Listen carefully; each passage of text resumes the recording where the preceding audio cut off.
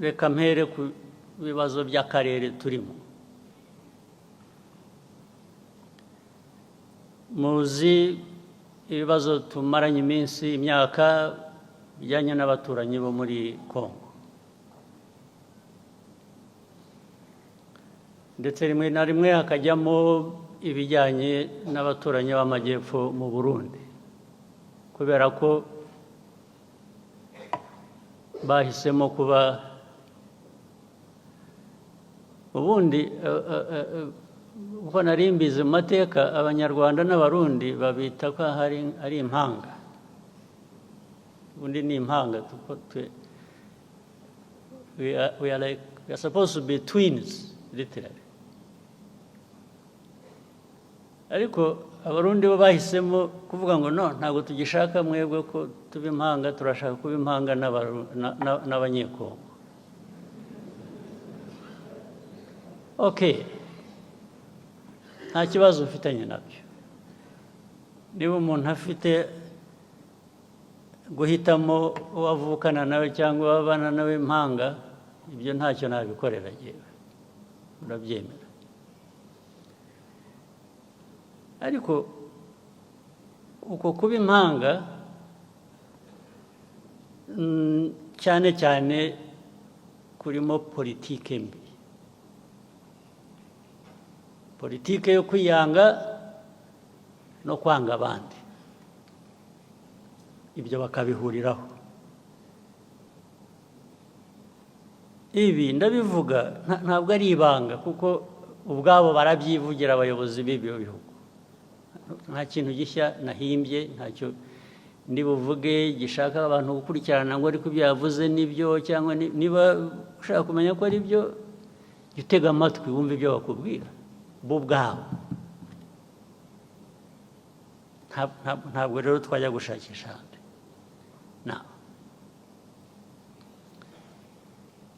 Izi ntambara zimaze iminsi,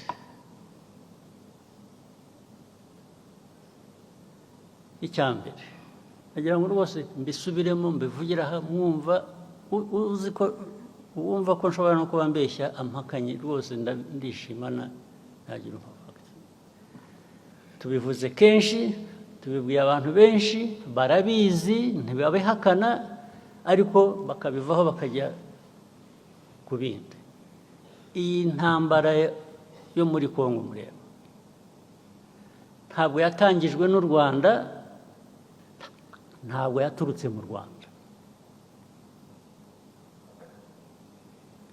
Bose mubyandike, mubisuzume, mubikurikirane, ababishidikanyaho murabimenya ukuri kwabyo.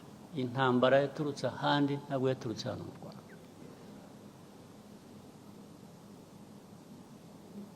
Aho handi sinirwa mpasubiramo, narahavuze sinirwa nongera kuhasubiramo.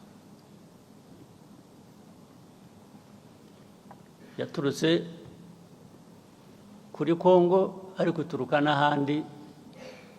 Uko babigenje hagati yabo ibyo ntabwo bindeba.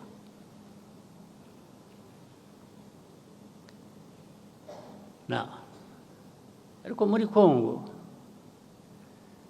ikibazo u Rwanda rufitemo ni iki?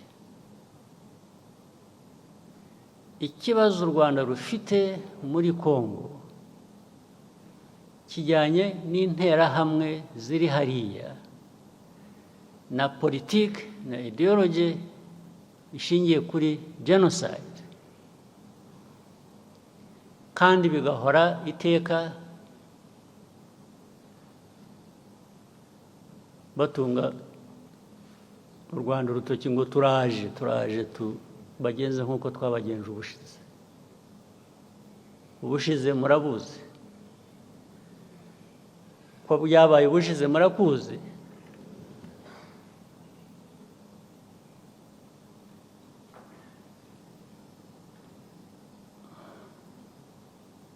Sinzi niba mutegereje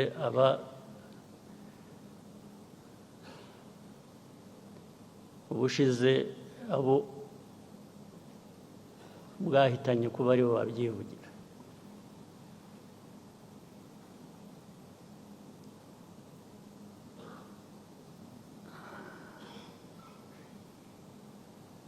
ibyo rero nabyo bikongera nibyo navugaga bituruka hanze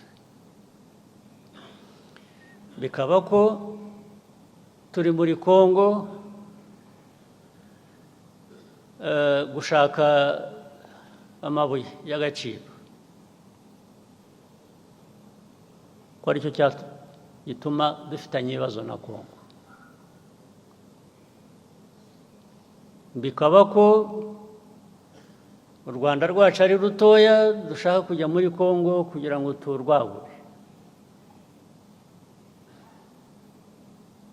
impamvu zikaba nyinshi bakahimba impamvu ariko bakanyura iruhande rw'ikibazo kimwe bazi nabo bagizemo uruhare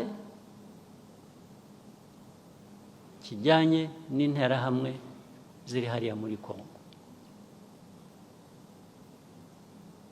interahamwe zari zaratujwe interahamwe zahawe imbunda zigisha ari abari basanzwe babizi abashya bagirwa ingabo za Congo cyangwa se ku rundi ruhande zirakora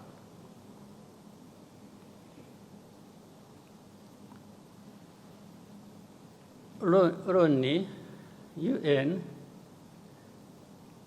ijya gushyira ziriya ngabo za UN muri Congo MONUSCO mwibwira ko bazishyiriye kugira ngo bigende gute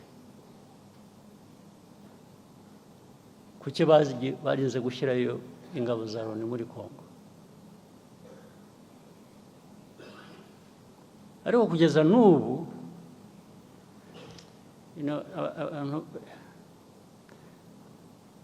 iyo uvuga Loni rero ntabwo umuntu yumva neza icyo uba uvuga